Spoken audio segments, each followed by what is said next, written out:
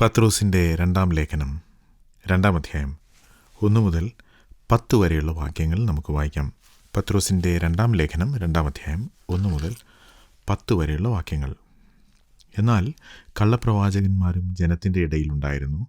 അങ്ങനെ നിങ്ങളുടെ ഇടയിലും ദുരുപദേഷ്ടാക്കന്മാരുണ്ടാകും. അവർ നാശകരമായ മതഭേദങ്ങളെ നുഴയിച്ച് നിങ്ങളെ വിലയ്ക്ക് വാങ്ങിയ നാഥനെ തള്ളിപ്പറഞ്ഞ് തങ്ങൾക്ക് തന്നെ ശീഘ്രനാശം വരുത്തും.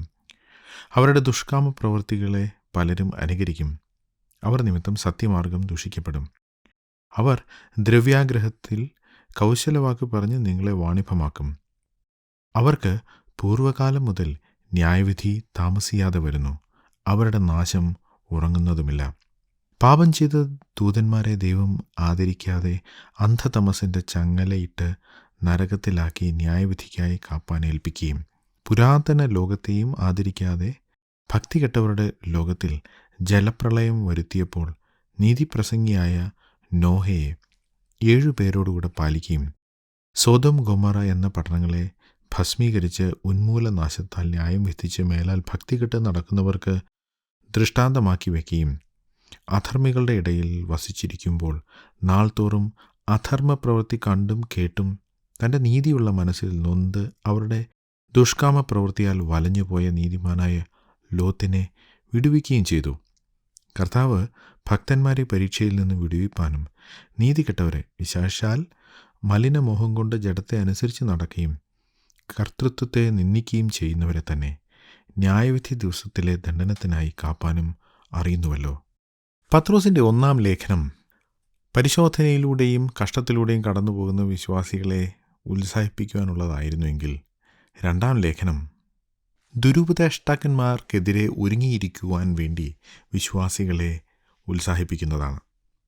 ദുരുപദേഷ്ടാക്കന്മാരുടെ പഠിപ്പിക്കൽ നിമിത്തം അനേകർ വഴിതെറ്റിപ്പോകാനുള്ള സാധ്യതയുണ്ട്. സത്യമാർഗം ദുഷിക്കപ്പെടും. ഈ ദുരുപദേഷ്ടാക്കന്മാരുടെ ദുഷ്കാമ പ്രവൃത്തികളെ പലരും അനുകരിക്കും. മാത്രമല്ല ദ്രവ്യാഗ്രഹത്തിൻ്റെ വഞ്ചനയിൽ അവർ ആളുകളെ തന്നെ വിൽക്കുകയും ചെയ്യും എന്നൊക്കെ പത്രോസ് പറഞ്ഞു. അതിനുശേഷം താൻ പറയുന്നു, ഇങ്ങനെയൊക്കെ ആണെങ്കിലും അവർക്ക് നാശമുണ്ടാകുമെന്ന കാര്യം ഉറപ്പാണ്. ഈ ലോകത്തിൽ ദുഷ്ടത ചെയ്യുന്നവർക്ക്, തെറ്റായ കാര്യം ചെയ്യുകയും പഠിപ്പിക്കുകയും അതനുസരിച്ച് ജീവിക്കുകയും ചെയ്യുന്നവർക്ക് ഉടനെ ശിക്ഷ വരുന്നില്ല എന്ന കാര്യത്തിൽ അനേകർക്ക് വിഷമമുണ്ട്. നന്നായി ജീവിക്കുന്നു, ദൈവത്തെ അനുസരിച്ച് ജീവിക്കുന്നു, ദൈവവചനം അനുസരിച്ച് ജീവിക്കുന്നവർക്ക് കഷ്ടതയും ബുദ്ധിമുട്ടും.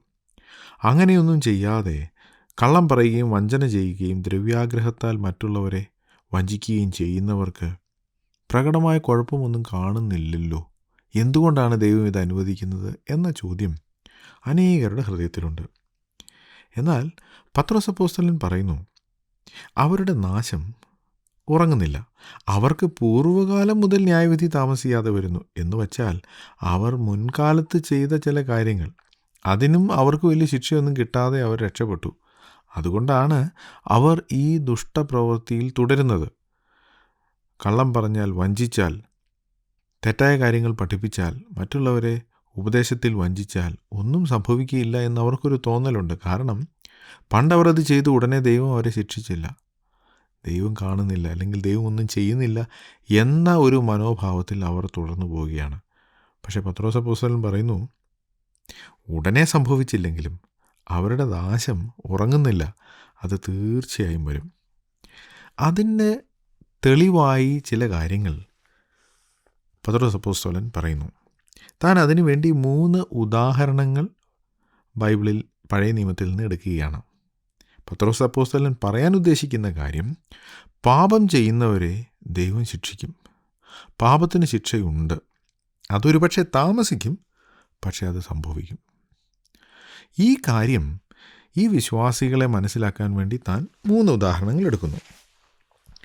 അതിൽ ആദ്യത്തെ ഉദാഹരണം പാപം ചെയ്ത ദൂതന്മാരെക്കുറിച്ചുള്ളതാണ്. മനുഷ്യൻ ചരിത്രത്തിൽ നിന്ന് എന്തെങ്കിലുമൊക്കെ പഠിക്കണം. പണ്ടൊരാൾ പറഞ്ഞു, ചരിത്രം പരിശോധിച്ചാൽ നമുക്ക് പഠിക്കാൻ കഴിയുന്ന ഏക കാര്യം ചരിത്രത്തിൽ നിന്നും മനുഷ്യനൊന്നും പഠിക്കുന്നില്ല എന്നതാണ്. അത് വളരെ ശരിയാണ്. എന്നാൽ പത്രോസ് അപ്പോസ്തലൻ ഈ വിശ്വാസികളുടെ ശ്രദ്ധ ചരിത്രത്തിലേക്ക് തിരിക്കുകയാണ്. നിങ്ങൾ പുരാതന കാലത്ത് ദൈവം ചെയ്ത കാര്യങ്ങളെ ഒന്ന് നോക്കൂ. അനുസരണം കെട്ട ദൂതന്മാർ. അവർ ദൈവത്തെ അനുസരിച്ചില്ല. അവർ പാപം ചെയ്തു. അവരെ ദൈവം ശിക്ഷിച്ചു. അതാണ് 4-ാം വാക്യത്തിൽ പാപം ചെയ്ത ദൂതന്മാർ. ദൂതന്മാരെന്ന് പറഞ്ഞാൽ ദൈവം അവരെ മണ്ണുകൊണ്ടല്ല സൃഷ്ടിച്ചത്. പ്രവചന പുസ്തകത്തിൽ നാം ലൂസിഫറിനെ സൃഷ്ടിച്ചതിനെക്കുറിച്ച് വായിക്കുന്നു. അവനെ വിലയേറിയ കല്ലുകൾ കൊണ്ടാണ് സൃഷ്ടിച്ചത്. വളരെ സൗന്ദര്യമുള്ളവനായാണ് സൃഷ്ടിച്ചത്. അതുതന്നെയാണ് മറ്റു ദൂതന്മാരുടെയും കാര്യം. അവർ വളരെ ശക്തിയുള്ളവരും കഴിവുള്ളവരും സൗന്ദര്യമുള്ളവരുമായിരുന്നു. എന്നാൽ അവർ പാപം ചെയ്തപ്പോൾ ദൈവം അവരെ ആദരിച്ചില്ല എന്ന് നാം വായിക്കുന്നു. ദൈവം അവരെ ശിക്ഷിച്ചു.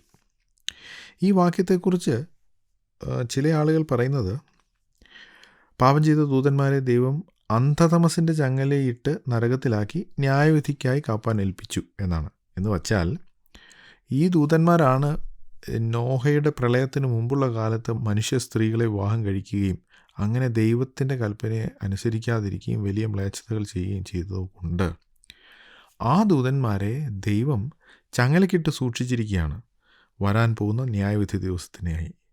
ഇങ്ങനെ വിശ്വസിക്കുന്ന ആളുകളുണ്ട്.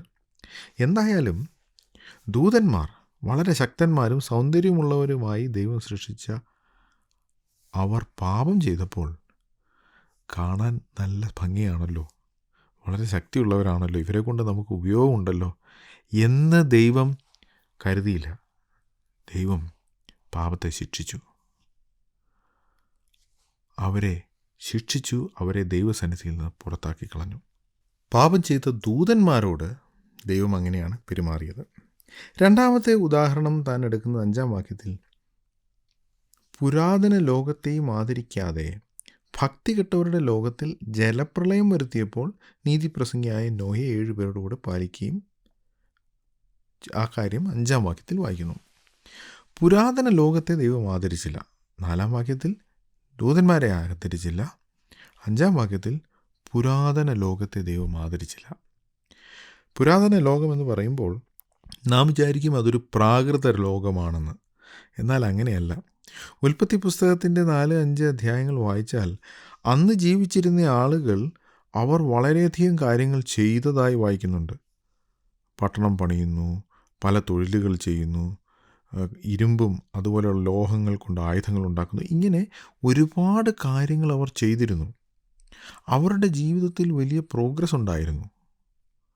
അതുകൊണ്ട് ഒരു പ്രാകൃത ലോകത്തെ അല്ല ദൈവം നശിപ്പിച്ച് കളഞ്ഞത്. വളരെ അഭിവൃദ്ധിപ്പെട്ട പല സംസ്കാരങ്ങളും അവിടെ ഉണ്ടായിരുന്നു. എന്നാൽ ദൈവം ആ ലോകത്തെ, ആ സംസ്കാരങ്ങളെ ദൈവം ആദരിച്ചില്ല.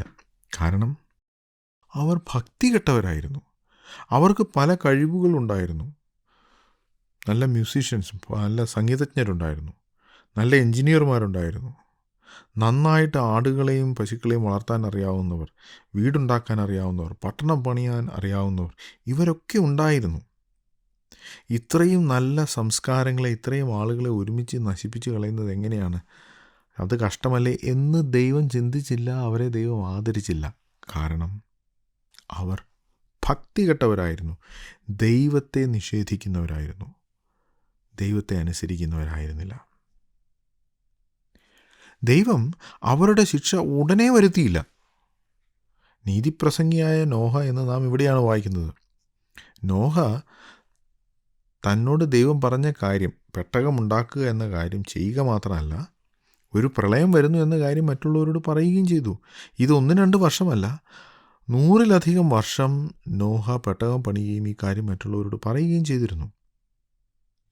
ആ കാലത്തെ ലോകം ദൈവം നോഹയിൽ കൂടെ കൊടുത്ത സന്ദേശത്തെ ത്യജിച്ചു കളഞ്ഞു.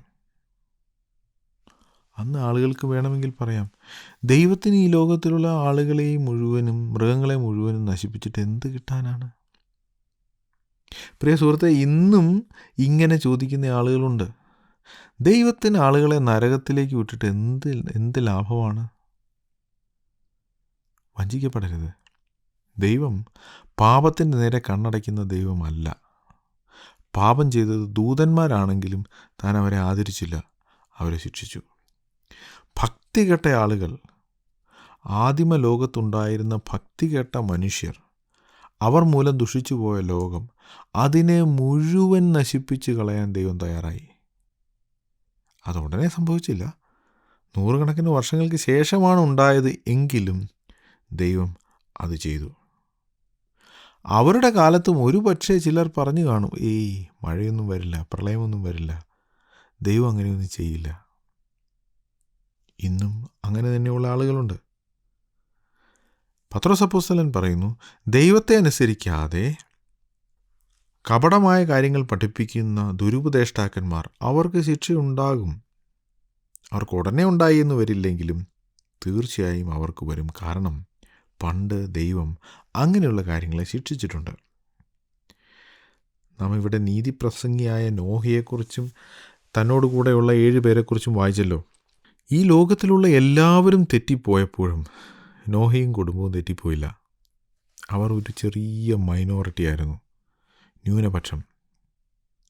പലപ്പോഴും ആളുകൾ ദൈവത്തെ അനുസരിക്കാതിരിക്കുന്നത്, എല്ലാവരും അങ്ങനെ ചെയ്യുന്നില്ല, അതുകൊണ്ട് ഞാനും ചെയ്യുന്നില്ല എന്ന മനോഭാവമാണ്.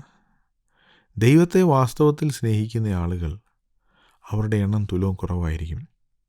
ഒരു ലോകം മുഴുവൻ നോഹയ്ക്കും തൻ്റെ കുടുംബത്തിനും എതിരായിരുന്നപ്പോൾ നോഹയും തൻ്റെ ഭാര്യയും മക്കളും അവരുടെ ഭാര്യമാരും ദൈവത്തെ അനുസരിച്ചു.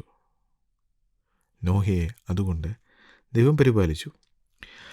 6-ാം വാക്യത്തിൽ സോദോം ഗോമോറ എന്ന പട്ടണങ്ങളെ ഭസ്മീകരിച്ചു, എന്ന് വെച്ചാൽ തീയിട്ട് ചുട്ടുകളഞ്ഞു. അങ്ങനെ ഉന്മൂലനാശത്താൽ ന്യായം വിധിച്ച് മേലാൽ ഭക്തി കെട്ട് നടക്കുന്നവർക്ക് ദൃഷ്ടാന്തമാക്കി വെച്ചു.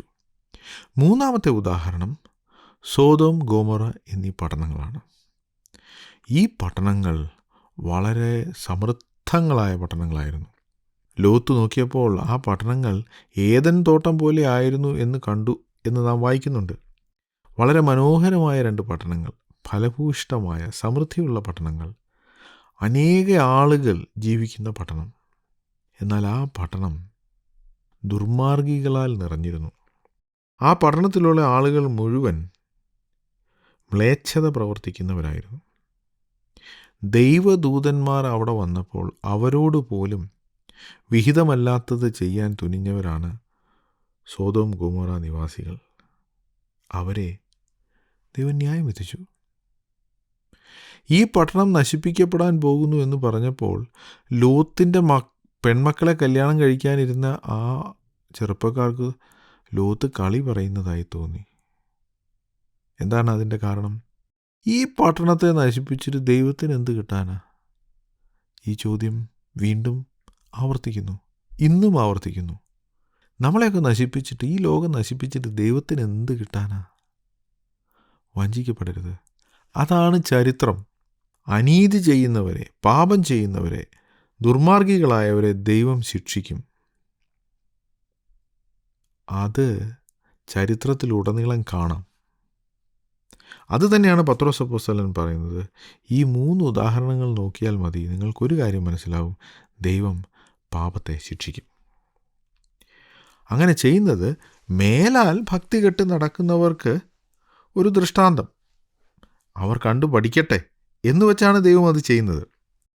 ഇങ്ങനെ സോദോം ഗോമോറ പട്ടണങ്ങളെ നശിപ്പിച്ച കാര്യം ഇവിടെ പറയുമ്പോൾ തന്നെ പത്രോസ് അപ്പോസ്തലൻ ഒരു കാര്യം കൂടെ പറയുന്നു. കാര്യം ലോത്ത് അബ്രഹാമുമായി പിരിഞ്ഞ് സോദോമിൽ പോയി പാർത്തിരുന്നുവെങ്കിലും അവനൊരു നീതിമാനായിരുന്നു. താൻ അവിടെ താമസിക്കുമ്പോൾ നാൾ തോറും നടക്കുന്ന അധർമ്മ പ്രവൃത്തി കണ്ട് അവൻ്റെ മനസ്സിൽ, തൻ്റെ നീതിയുള്ള മനസ്സിൽ താൻ നൊന്തുപോയിരുന്നു എന്നും വായിക്കുന്നു.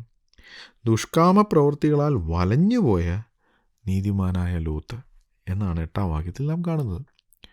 ഉൽപ്പത്തി പുസ്തകം വായിക്കുമ്പോൾ ലോത്തിനെക്കുറിച്ച് ഒരു നല്ല കാര്യവും നമുക്ക് അവിടെ നിന്ന് ലഭിക്കുകയില്ല. എന്നാൽ പത്രോസ് അപ്പോസ്തലൻ പറയുന്നത് ലോത്ത് നീതിമാനായിരുന്നു. തനിക്ക് ജീവിതത്തിൽ ചില അബദ്ധങ്ങൾ പറ്റി, ചില തിരഞ്ഞെടുപ്പുകൾ തെറ്റിപ്പോയി. അതുകൊണ്ടാണ് സോദോമിൽ പോയി പാർക്കുവാനും തനിക്കുള്ളതൊക്കെ നഷ്ടപ്പെടുവാനും ഇടയായത്. എങ്കിലും താൻ നീതിമാനായിരുന്നു. താൻ ആളുകളുടെ ദുഷ്ടപ്രവൃത്തികൾ കണ്ട് മനം നൊന്തിരുന്നു. അത് പരിശുദ്ധാത്മാവ് ഇവിടെ രേഖപ്പെടുത്തുകയാണ്. അതിൽ നിന്നും നമുക്ക് മനസ്സിലാകുന്ന മറ്റൊരു കാര്യം, ദൈവം പാപം ചെയ്യുന്നവരെ, അധർമ്മം ചെയ്യുന്നവരെ, മ്ലേച്ഛത പ്രവർത്തിക്കുന്നവരെ ശിക്ഷിക്കും. എന്നാൽ താൻ ആ ന്യായവിധി നടത്തുന്ന അതേ സമയത്ത് നീതിയോടെ ജീവിക്കുന്നവരെ താൻ രക്ഷിക്കും. അതെങ്ങനെ സാധിക്കും നമുക്കറിഞ്ഞുകൂടാ. ദൈവത്തിൻ്റെ പ്രവൃത്തിയാണ്. ലോത്തിനെ വളരെ അത്ഭുതകരമായാണല്ലോ സോദോം പട്ടണത്തിൽ നിന്ന് വിടുവിച്ചത്. അതുപോലെ ദൈവം തൻ്റെ മക്കളെ വിടുവിക്കും, അതിന് യാതൊരു സംശയവുമില്ല. എന്നാൽ ദൈവം പാപത്തെ ന്യായം വിധിക്കും എന്ന കാര്യത്തിൽ സംശയം വേണ്ട. ദൂതന്മാരെ ന്യായം വിധിച്ചു, പുരാതന ലോകത്തെ ന്യായം വിധിച്ചു, സോദോം ഗൊമോറയെ ന്യായം വിധിച്ചു. 9-ാം വാക്യത്തിൽ കർത്താവ് ഭക്തന്മാരെ പരീക്ഷയിൽ നിന്ന് വിടുവിപ്പാനും നീതികെട്ടവരെ വിശേഷാൽ മലിനമോഹം കൊണ്ട് ജഡത്തെ അനുസരിച്ച് നടക്കുകയും കർത്തൃത്വത്തെ നിന്ദിക്കുകയും ചെയ്യുന്നവരെ തന്നെ ന്യായവിധി ദിവസത്തിലെ ദണ്ഡനത്തിനായി കാപ്പാനും അറിയുന്നുവല്ലോ. എന്ന് വെച്ചാൽ ദൈവം ഭക്തികെട്ടവർക്ക് ശിക്ഷ കൊടുക്കും, അതോടൊപ്പം തന്നെ ഭക്തന്മാരെ പരീക്ഷയിൽ നിന്ന് വിടുവിക്കും. നീതികെട്ടവരെ അവരെ താൻ ശിക്ഷിക്കും. എന്നാൽ അങ്ങനെ ചെയ്യാത്തവരെ, നീതിയോടെ ജീവിക്കുന്നവരെ താൻ സൂക്ഷിക്കും.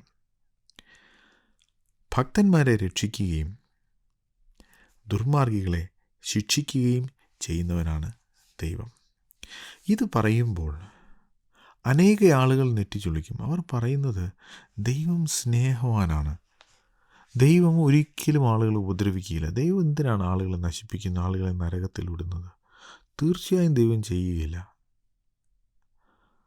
പ്രിയ സുഹൃത്തേ, അത് ശരിയല്ല. ദൈവം സ്നേഹമാണ് സത്യം, പക്ഷേ ദൈവം നീതിമാൻ കൂടിയാണ്. ഓരോരുത്തരുടെ പ്രവൃത്തിക്കനുസരിച്ച് അവർക്ക് തക്ക പ്രതിഫലം താൻ കൊടുക്കും. അങ്ങനെ നോക്കുമ്പോൾ ദൈവം പാപം ചെയ്യുന്നവരെ ആദരിക്കാതെ അവരെ ശിക്ഷിക്കും. അതാണ് ചരിത്രം പറയുന്നത്. ഇന്നത്തെ ലോകം ദൈവത്തെ ഒഴിച്ച് ബാക്കി എല്ലാവരെയും എല്ലാറ്റിനെയും ആദരിക്കുന്നവരാണ്. ഞാനൊരു ഉദാഹരണം പറയാം. നമ്മുടെ നാട്ടിലുള്ള മരങ്ങളെ, ഈ ഭൂമിയിലുള്ള മരങ്ങളെ സംരക്ഷിക്കണമെന്ന് പറയാൻ ഒരുപാട് ആളുകളുണ്ട്. മരങ്ങളെ നശിപ്പിക്കരുതെന്ന് പറയാൻ ആളുകളുണ്ട്. മൃഗങ്ങളെ സൂക്ഷിക്കണം, മൃഗങ്ങളെ സംരക്ഷിക്കണം എന്ന് പറയാൻ ആളുകളുണ്ട്. എന്തിന്? മനുഷ്യൻ്റെ ജീവിതത്തിന് അപകടകരമായ മൃഗങ്ങളെപ്പോലും, തെരുവ് നായ്ക്കളെപ്പോലും സംരക്ഷിക്കണം എന്ന് പറയാനും അവർക്ക് വേണ്ടി പ്രകടനം നടത്താനും ആളുകളുണ്ട്. പക്ഷികളെ സംരക്ഷിക്കാൻ, പക്ഷികളുടെ മുട്ട സംരക്ഷിക്കാൻ ആളുകളുണ്ട്. മരങ്ങളും ചെടികളും, എന്തിന് ചതുപ്പ് നിലങ്ങൾ പോലും സംരക്ഷിക്കാൻ ആളുകളുണ്ട്. ഈ കാര്യങ്ങളെയൊക്കെ ഇന്ന് മനുഷ്യൻ ആദരിക്കുകയാണ്. അതിനെയൊക്കെ സൂക്ഷിക്കണം, ഇതൊക്കെ വേണ്ടതാണ്, ഇതൊന്നും നശിപ്പിക്കാതെ നാം സൂക്ഷിച്ചു വെക്കണം എന്ന് മനുഷ്യൻ പറയുന്നു. മാത്രമല്ല, ഇന്ന് കുറ്റവാളികളെ പോലും ആദരിക്കുകയാണ്. കുറ്റവാളികളെ ഉപദ്രവിക്കാൻ പാടില്ല, അവർക്ക് മനുഷ്യാവകാശ കമ്മീഷൻ പ്രകാരമുള്ള എല്ലാ അവകാശങ്ങളും ലഭിക്കുന്നുണ്ടോ എന്ന് ഉറപ്പുവരുത്താൻ സംഘടനകൾ പോലുമുണ്ട്. ഇവരെയൊക്കെ ഇന്നത്തെ സമൂഹം ആദരിക്കുകയാണ്. എന്നാൽ ദൈവത്തെ ആദരിക്കാൻ മനുഷ്യന് മനസ്സില്ല. മൃഗങ്ങളെ നശിപ്പിക്കരുത്, മൃഗങ്ങൾക്ക് ദോഷം വരുന്ന ഒന്നും ചെയ്യരുത്, മരങ്ങൾക്ക് ദോഷം വരുന്ന ഒന്നും ചെയ്യരുത്, ചതുപ്പ് നിലത്തിന് ദോഷം വരുന്ന ഒന്നും ചെയ്യരുത്. എന്നാൽ ദൈവം പറയുന്ന കാര്യം അതനുസരിക്കാനോ ശ്രദ്ധിക്കാനോ മനുഷ്യന് മനസ്സില്ല. മനുഷ്യൻ ദൈവത്തെയാണ് തിരസ്കരിച്ച് കളയുന്നത്. ദൈവത്തെ ആദരിക്കാത്ത മനുഷ്യൻ, ബൈബിൾ പറയുന്നു, ദൈവത്തെ ആദരിക്കാത്ത ആളുകളെ ദൈവം ആദരിക്കില്ല. അതുകൊണ്ടാണ് ദൂതന്മാരെ ദൈവം ആദരിക്കാതെ നശിപ്പിച്ച് കളഞ്ഞത്. അതുകൊണ്ടാണ് പുരാതന ലോകത്തെ ആദരിക്കാതെ ദൈവം അവരെ പ്രളയം മുഖാന്തരം നശിപ്പിച്ച് കളഞ്ഞത്. അതുകൊണ്ടാണ് മ്ലേച്ഛത പ്രവർത്തിച്ച സോദോം ഗൊമോറ നിവാസികളെ ദൈവം ആദരിക്കാതെ നശിപ്പിച്ച് കളഞ്ഞത്. എന്നാൽ താൻ ഇങ്ങനെ ശിക്ഷ വിധിക്കുമ്പോൾ തന്നെ തൻ്റെ മക്കളെ സൂക്ഷിക്കുവാൻ ദൈവത്തിന് സാധിക്കും. ദൈവം അത് ചെയ്യും. നോഹയെയും കുടുംബത്തെയും ആ വലിയ പ്രളയത്തിൽ ദൈവം സൂക്ഷിച്ചു. ലോത്തിനെ ആ വലിയ അപകടത്തിൽ നിന്നും, സോദോം ഗൊമോറയിൽ സ്വർഗത്തിൽ നിന്ന് തീ ഇറങ്ങി ആണ് ആ പട്ടണങ്ങൾ നശിപ്പിക്കപ്പെട്ടത്. ആ സമയത്ത് ലോത്തിനെ സൂക്ഷിക്കുവാൻ ദൈവത്തിന് സാധിച്ചു. നിങ്ങൾ ദൈവഭക്തിയോടെ ജീവിക്കുന്നു. നിങ്ങൾ ചുറ്റും നോക്കുമ്പോൾ യാതൊരു ഭക്തിയുമില്ലാതെ ദൈവത്തെക്കുറിച്ച് ചിന്തിക്കുകയോ ദൈവത്തെ അനുസരിക്കുകയോ ചെയ്യാത്ത ആളുകൾ അവരുടെ ജീവിതത്തിൽ അഭിവൃദ്ധി വരുന്നത് നിങ്ങൾ കാണുന്നു. അപ്പോൾ നിങ്ങൾ ചിന്തിക്കും, ഞാൻ നീതിമാനായി ജീവിച്ചിട്ട് എന്താ കാര്യം, ദൈവത്തിനനുസരിച്ച് ജീവിച്ചിട്ട് എന്താ കാര്യം, അങ്ങനെ ചെയ്യാത്തവർക്ക് ഒരു ദോഷവും വരുന്നില്ലല്ലോ എന്ന് നാം ചിന്തിക്കും. പക്ഷേ ദൈവവചനം പറയുന്നു, അവരുടെ ശിക്ഷാവിധി അത് ഉറങ്ങുന്നില്ല, അത് വരും, അവരുടെ നാശം വരും. ദൈവം അവരെ ശിക്ഷിക്കും. പാപത്തിന് ശിക്ഷയുണ്ട് എന്ന കാര്യം മറന്നു കളയരുത്. അങ്ങനെ ചെയ്യുന്നത് വലിയ അപകടമാണ്, അത് ദുരന്തത്തിലേക്ക് നയിക്കും. എന്നാൽ ഭക്തിയോടെ ജീവിക്കുന്നവർക്ക്, ദൈവവചനപ്രകാരം ദൈവത്തെ അനുസരിച്ച് ജീവിക്കുന്നവർക്ക് ദൈവം തൻ്റെ ശക്തി വെളിപ്പെടുത്തി കൊടുക്കുകയും അവരെ നാശത്തിൽ നിന്ന് വിടുവിക്കുകയും ചെയ്യും. നമുക്ക് പ്രാർത്ഥിക്കാം. ഞങ്ങളുടെ ദൈവമേ, സ്വർഗീയ പിതാവേ, ദൈവത്തെ അനുസരിച്ച് ദൈവവചനമനുസരിച്ച് ജീവിക്കുവാൻ വേണ്ടുന്ന കൃപ ഞങ്ങൾക്ക് തരണമേ. ദൈവവചനം അനുസരിക്കാതെ ദൈവവിചാരമില്ലാതെ ജീവിക്കുന്ന ആളുകളുടെ ജീവിതത്തിലെ വിജയം കണ്ട് ഞങ്ങൾ അവരുടെ ജീവിതം അനുകരിക്കുവാനിടയാകരുതേ. പ്രാർത്ഥന കേട്ടതിനായി സ്തോത്രം. യേശു കർത്താവിൻ്റെ നാമത്തിൽ തന്നെ, ആമേൻ. ഞങ്ങളെ വിളിക്കുവാൻ ആഗ്രഹിക്കുന്നുവെങ്കിൽ 098802221957 എന്ന നമ്പർ ഉപയോഗിക്കുക.